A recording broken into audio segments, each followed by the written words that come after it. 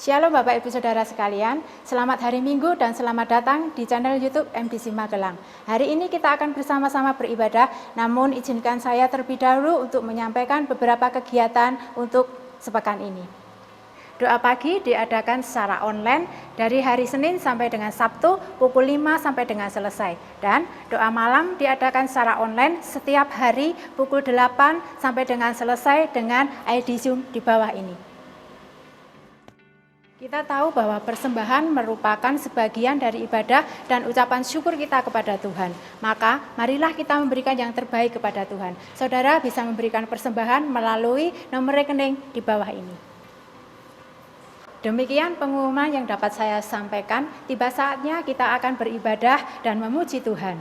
Selamat beribadah, Tuhan Yesus memberkati. Haleluya, haleluya. Mari kita akan berikan pujian kita yang terbaik buat Tuhan Yesus. Karena nama Yesus yang layak kita sembah. Haleluya.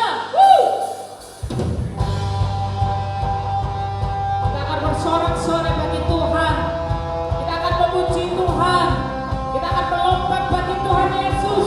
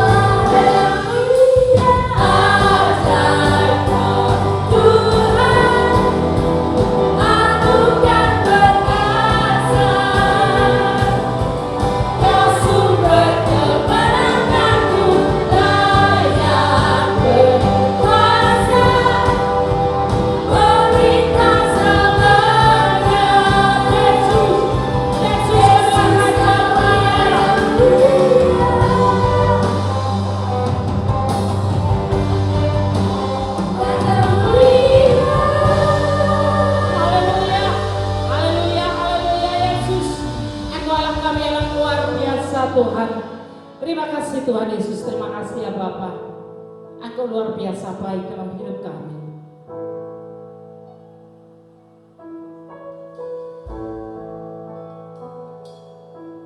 Haleluya Yesus.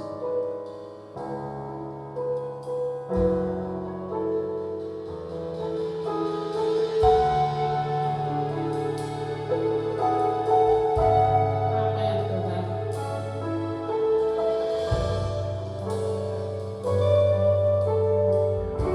Sungguh luar biasa Tuhan. Hatimu terukir namamu di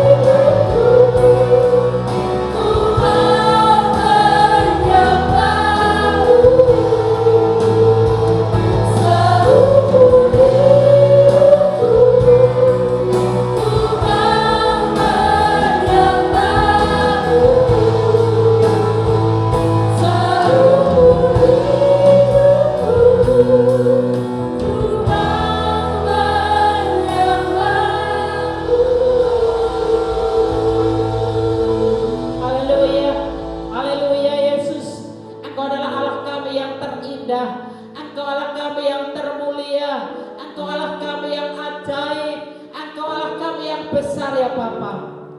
Terima kasih Tuhan Yesus. Engkau Allah yang hidup Tuhan bagi kami. Inilah pujian kami Tuhan. Inilah ucapan syukur kami ya Tuhan pada pagi hari ini. Biarlah puji-pujian yang kami naikkan pada pagi hari ini ya Bapa, itu akan menjadikan kesukaan bagi Engkau, menjadikan dupa yang harum di hadapan Engkau ya Bapa. Terima kasih Tuhan Yesus. Sebentar kami akan duduk diam. Kami akan mendengarkan sebagian daripada kebenaran firman Tuhan. Urapi hamba-Mu ya Bapa yang Tuhan sudah utus ya Bapa. Biarlah pengurapan Allah itu boleh mengalir atas beliau ya Bapa, sehingga apa yang akan disampaikan nanti Tuhan bukan perkataan manusia, tetapi apa yang akan disampaikan nanti adalah perkataan yang dari Engkau ya Bapa. Terima kasih Tuhan Yesus, terima kasih ya Tuhan. Berkati semua jemaat Tuhan yang pada pagi hari ini mengikuti ibadah ya Bapa. Biarlah Engkau sendiri berikan hati yang haus, berikan hati yang rindu akan kebenaran firman Tuhan. Terima kasih Tuhan Yesus, terima kasih Tuhan. Kami siap diberkati dengan kebenaran firman Tuhan. Di dalam nama Tuhan kami Yesus Kristus. Haleluya. Amin.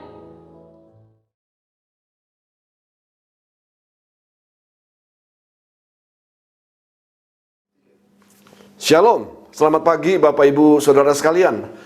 Senang sekali kita bisa berjumpa kembali dan masih bisa beribadah di situasi dan kondisi pandemi yang seperti ini. Saya sangat bersyukur di masa pandemi seperti ini, namun saya masih bisa melayani Tuhan. Ini merupakan anugerah untuk saya. Bapak Ibu Saudara sekalian, mengingat semakin banyak dan semakin bertambahnya orang-orang yang terinfeksi COVID-19 di Indonesia, bahkan bermunculan varian-varian yang baru dan belum dapat dikendalikan dengan baik, maka ibadah online adalah langkah yang paling tepat untuk kita lakukan sampai situasinya kondusif.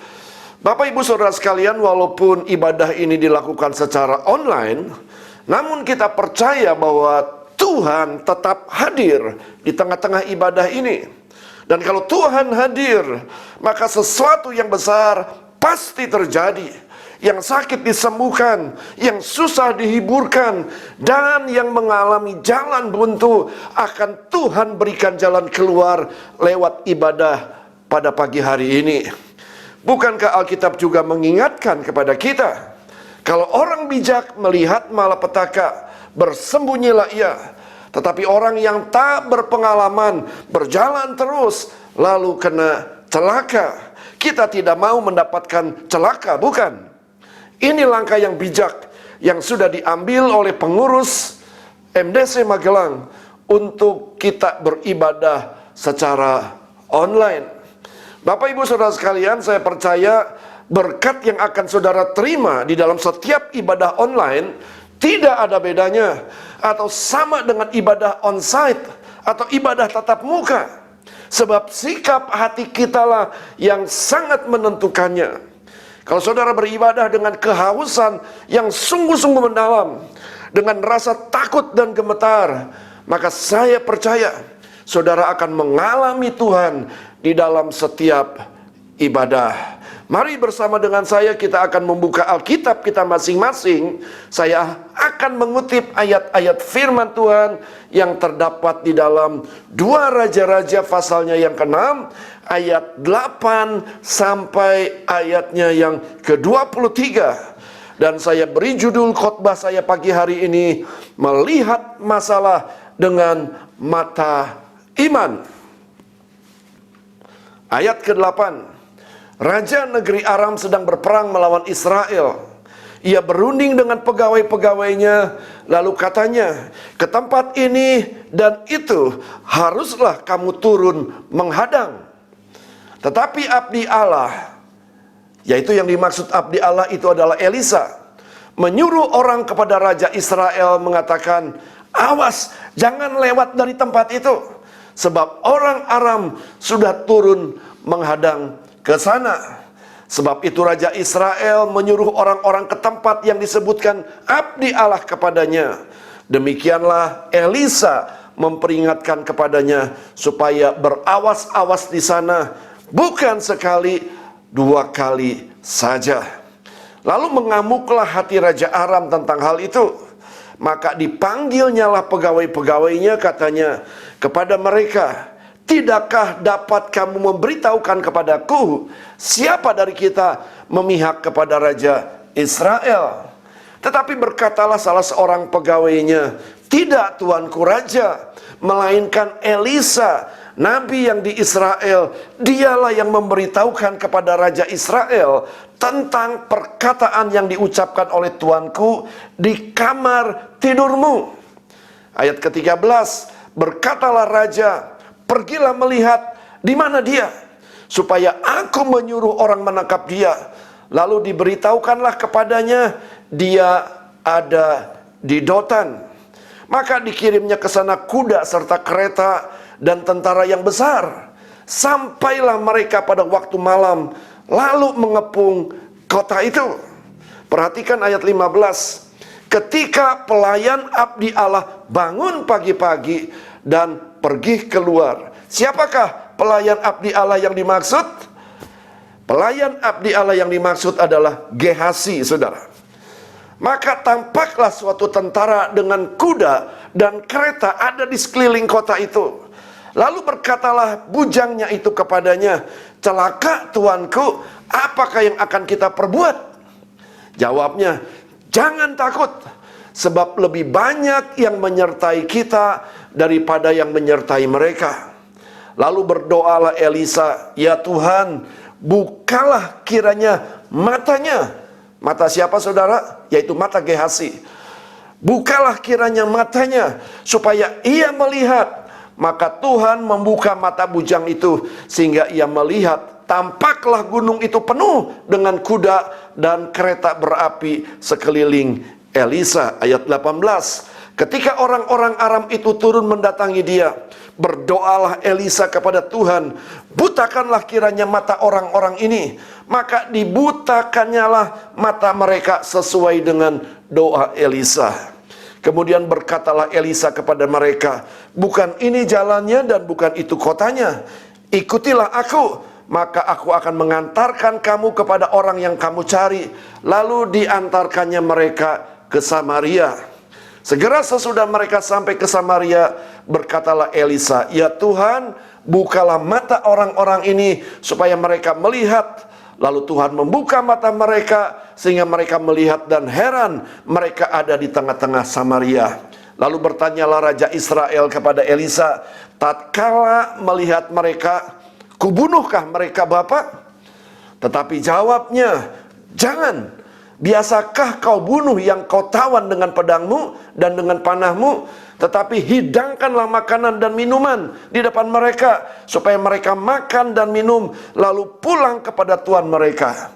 Disediakannyalah bagi mereka jamuan yang besar, maka makan dan minumlah mereka. Sesudah itu dibiarkannyalah mereka pulang kepada tuan mereka. Sejak itu tidak ada lagi gerombolan-gerombolan Aram memasuki negeri Israel. Bapak Ibu Saudara sekalian, adakah di antara saudara yang berumur di atas 80 tahun yang sedang mengikuti ibadah online pada pagi hari ini?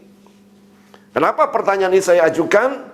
Karena asumsi saya, kalau ada orang yang berumur 80 tahun, artinya orang tersebut pernah merasakan masa-masa penjajahan Belanda ataupun masa-masa penjajahan Jepang di Indonesia. Almarhum orang tua saya sering menceritakan masa-masa sulit pada masa-masa penjajahan Belanda, khususnya di zaman penjajahan Jepang. Setiap kali mendengar suara sirene, mereka diharuskan untuk masuk ke dalam sebuah bunker, saudara. Sebab bunyi sirene itu menandakan suatu tanda bahaya. Dan perlu saudara ketahui bahwa tidak bisa diprediksikan kapan suara sirene itu berbunyi. Bisa malam hari, bisa siang hari, setiap saat, bahkan saat tidur suara sirene itu bisa berbunyi. Jadi setiap saat perasaan takut, setiap saat perasaan was-was itu ada dalam hidup mereka. Hidup jadi tidak tenang. hidup jadi penuh dengan kekhawatiran. Belum masalah makanan, Bapak Ibu Saudara sekalian, serba kekurangan. Dan tidak ada makanan yang bergizi pada saat itu. Tidak ada pilihan makanan kecuali nasi katul. Zaman sekarang banyak pilihan makanan ketika saudara pergi ke sebuah resto. Mengenai pakaian yang dipergunakan sangat sederhana, terbuat dari kain yang sangat kasar alias kain belacu. Juga tidak ada pilihan kecuali kain belacu itu satu-satunya. Dengan kata lain, saat itu adalah saat yang sangat tidak mengenakan dan serba kekurangan.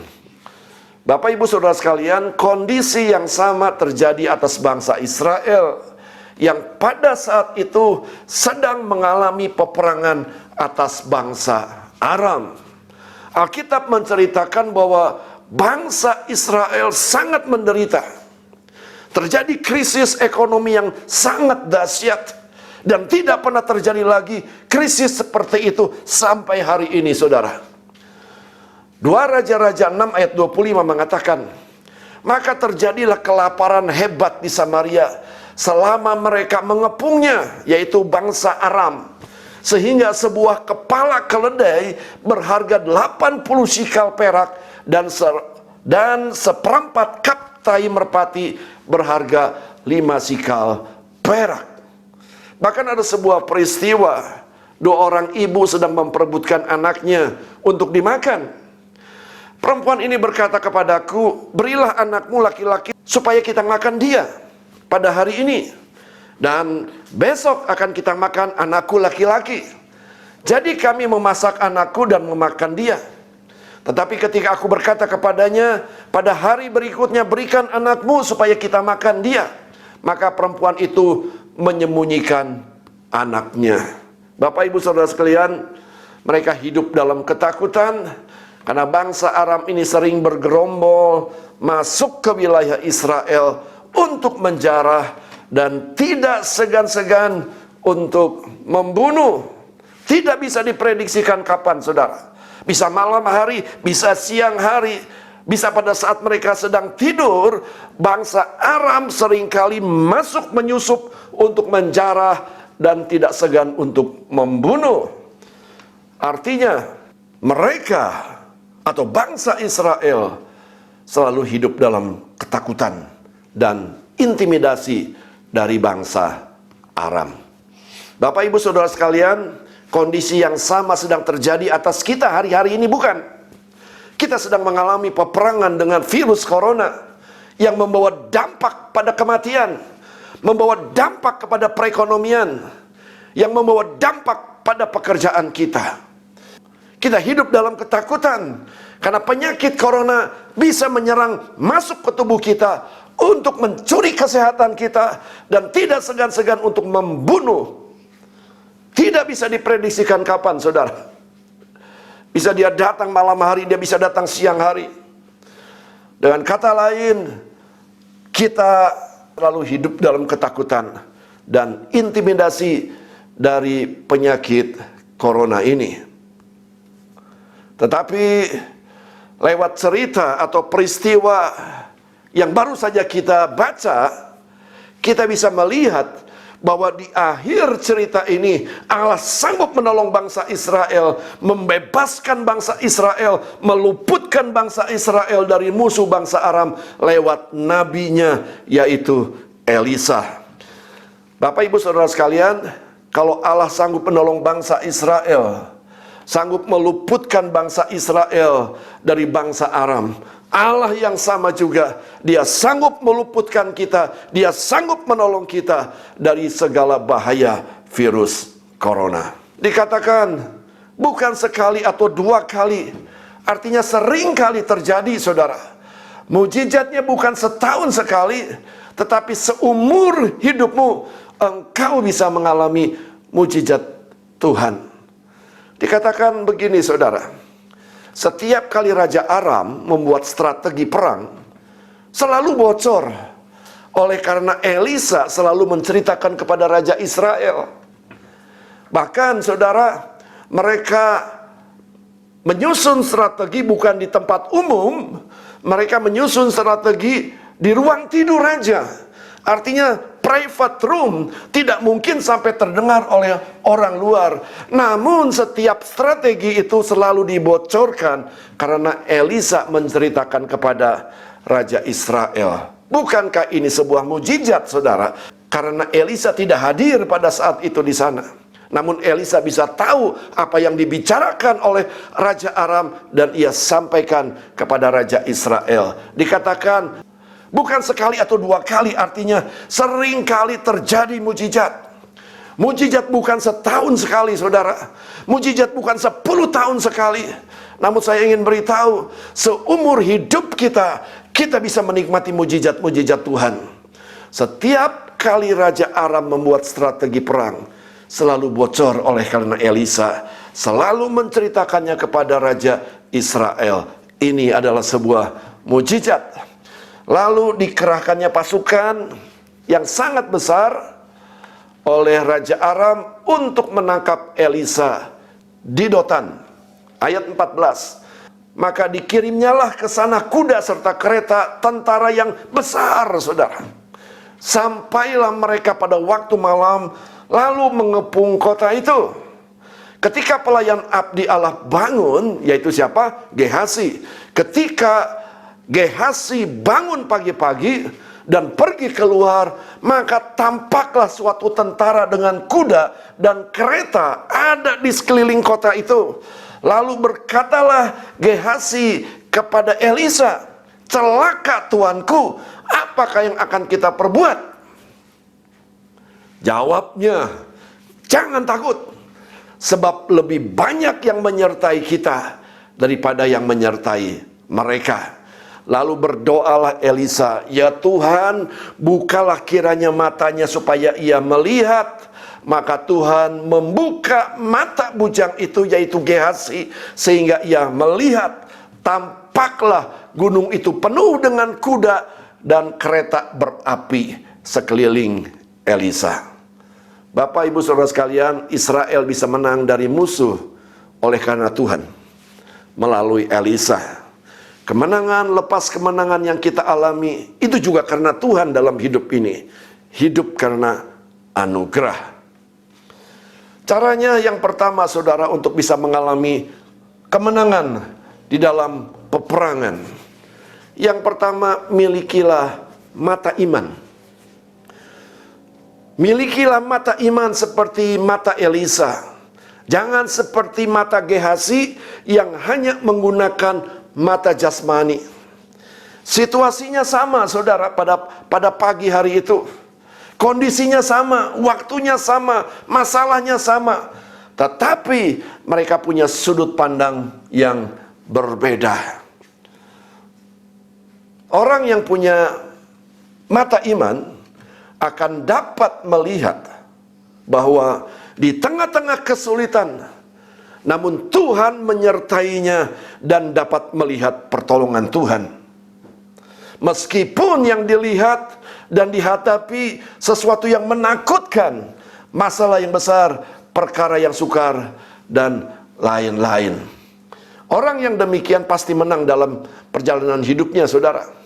Sementara mata Gehasi hanya bisa melihat masalah, persoalan, tantangan hidup, dan dampaknya hidup menjadi ketakutan dan khawatir.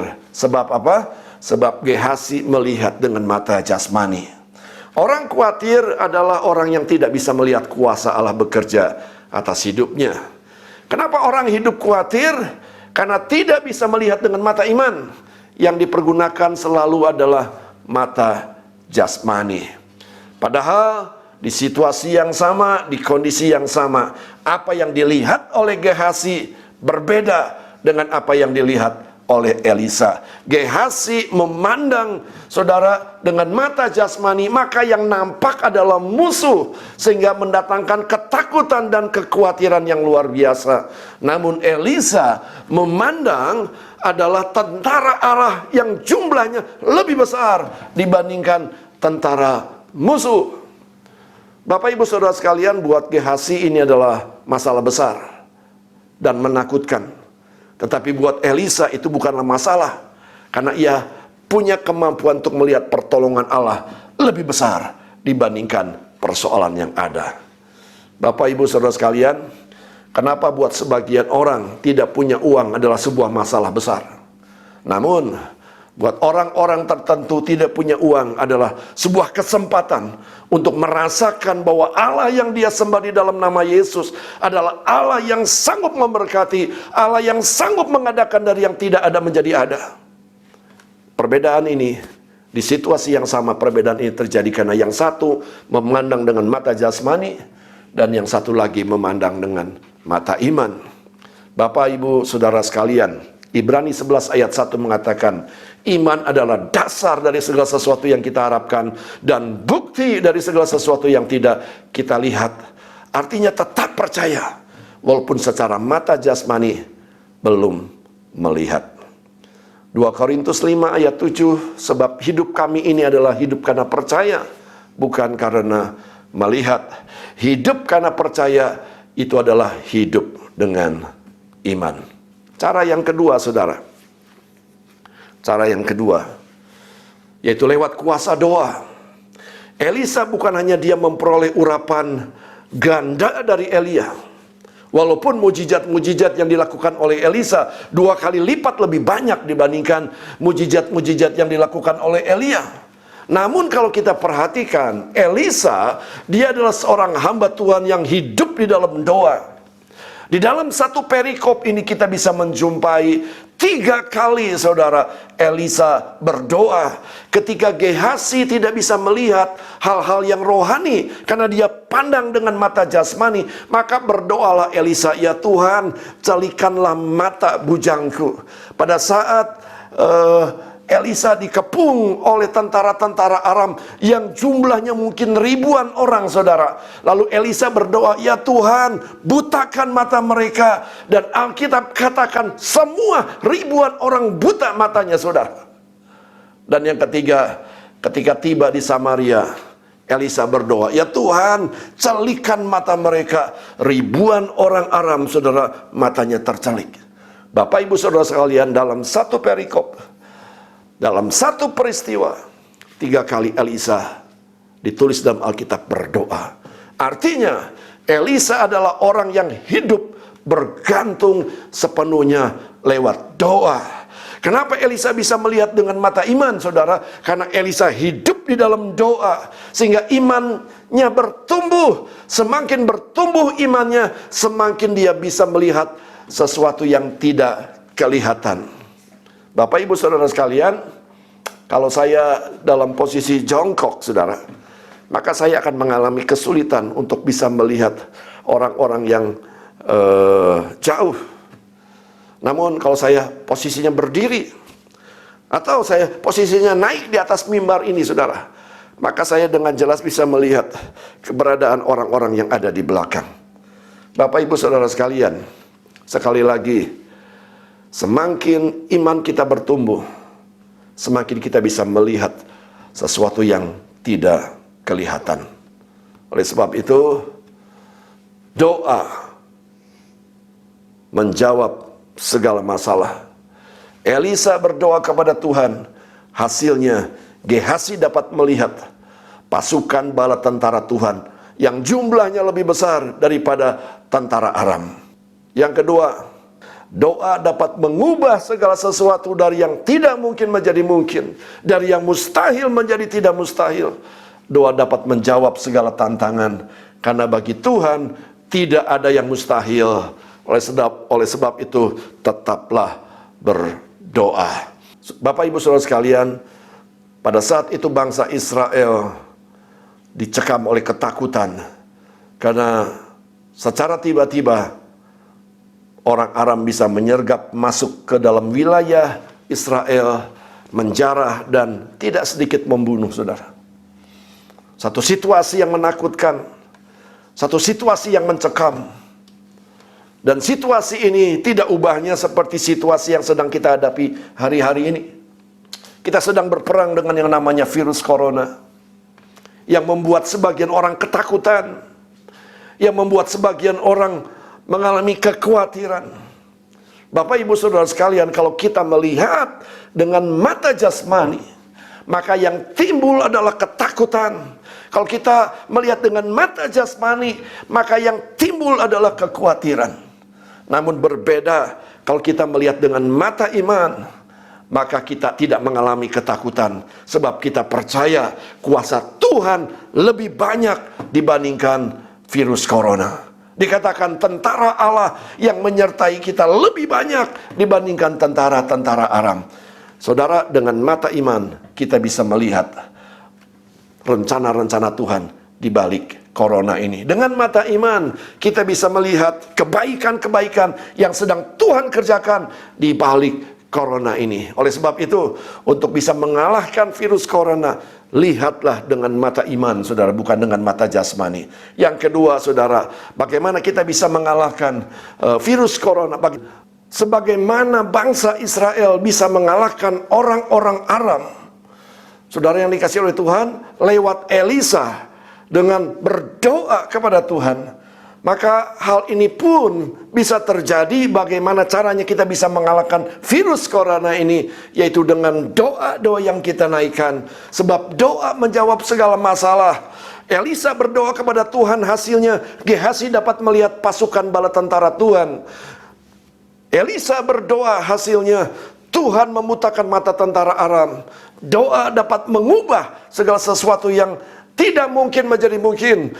Doa dapat mengubah sesuatu yang mustahil menjadi tidak mustahil. Doa dapat menjawab segala tantangan. Karena bagi Tuhan tidak ada yang mustahil. Oleh sebab itu tetaplah berdoa. Dua hal ini, saudara, memandang dengan mata iman. Dia yang kedua, hidup di dalam doa. Maka kita bisa mengalahkan segala tantangan yang sedang kita hadapi hari-hari ini. Amin. Mari kita berdoa. Tuhan Yesus, hamba berdoa pada saat pagi hari ini mengucap syukur buat penyertaan Tuhan, mengucap syukur buat perlindungan Tuhan, mengucap syukur buat pemeliharaan Tuhan atas setiap kami. Kalau kami ada sebagaimana kami ada pagi hari ini, kami selalu sadar ini adalah kemurahan, kebaikan, dan anugerah Tuhan. Terima kasih buat kebenaran firman Tuhan. Mari biarlah apa yang kami dengar pada pagi hari ini itu juga bisa terjadi atas hidup kami. Kalau bangsa Israel bisa mengalahkan Aram dengan memandang dengan mata iman, kami juga mau melihat persoalan ini dengan mata iman.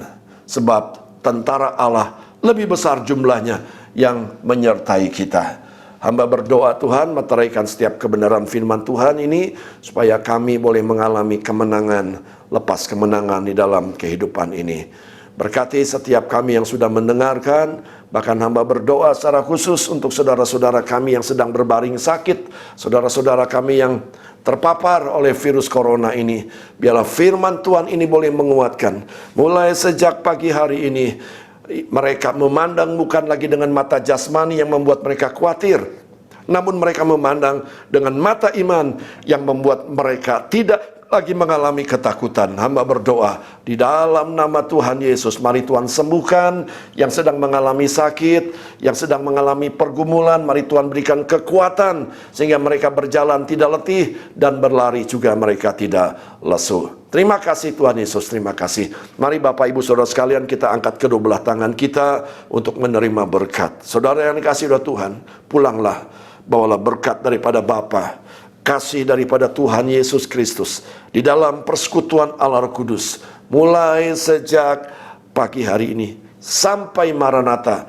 Tuhan datang yang kedua kali menjemput saudara dan saya menjadi jemaat yang tidak bercacat celah. Di dalam nama Tuhan Yesus, yang percaya katakan amin. Selamat hari Minggu.